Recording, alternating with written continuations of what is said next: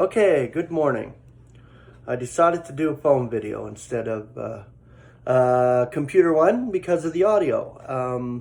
I got the mic coming. Until it comes, I'll do videos on my phone. We're on to scene 4, and I'm sure you can hear me better now if I don't sneeze here. Jeez.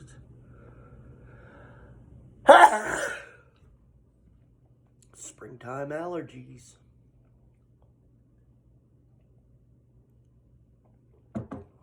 Okay, so scenes of disruption.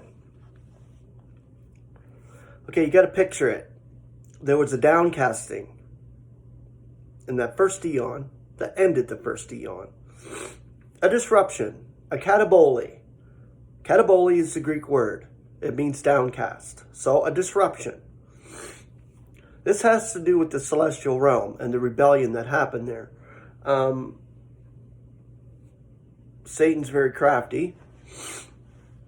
He was formed a fugitive serpent and an adversary right from his origin. So he led away a lot of these celestial beings. This is actually what we're going to reconcile among the celestials. These beings that have rebelled against God's authority. Now God set this all in motion when the eons first began. So all the eons were created in Christ, through Christ. So you got to see this is a whole play out of the celestial realms and creation itself.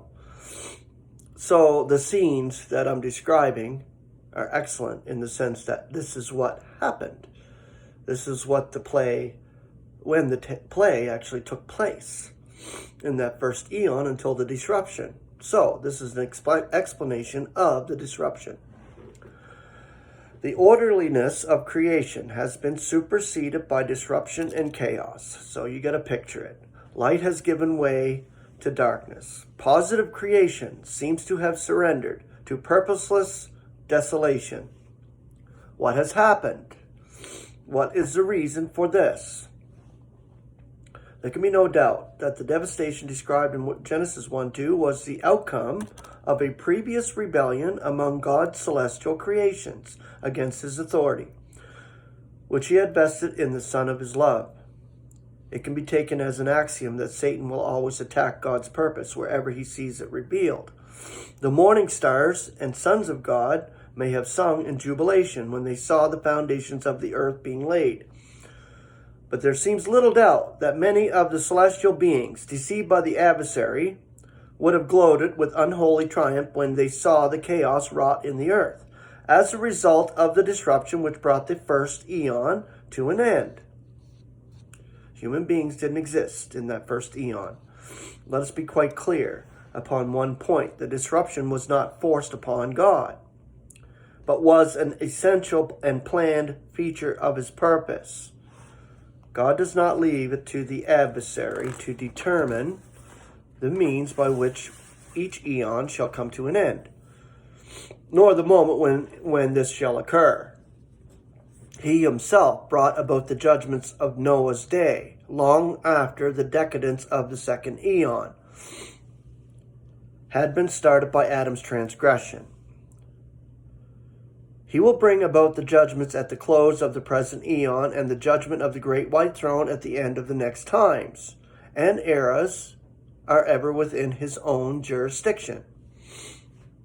The darkness which had covered the whole scene of Genesis 1:2 began to be dispelled when the Spirit of God vibrated above the waters of the submerged chaos.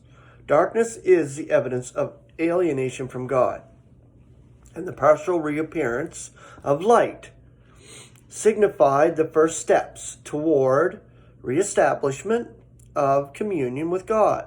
Let us note that it was God who took this step. Creation was powerless to effect it. Darkness was, however, not completely dispelled, but was allowed to alternate with light, crossing the stage, this earth, every 24 hours, so that creation should be continually reminded of its existence. It would be felt again in a most intense form at the crucifixion of God's Son, so much so that Christ would cry out to his Father from a sense of abandonment. With the partial return of light, God was able to create a being with whom he could walk and talk, a being in his own image and according to his own likeness. In doing this, God, in effect, gave notice to the celestials that his purpose would be from then on be conducted through humanity. So, that was the end of scene 4 and the end of the first eon. Grace and peace. Have a beautiful Tuesday.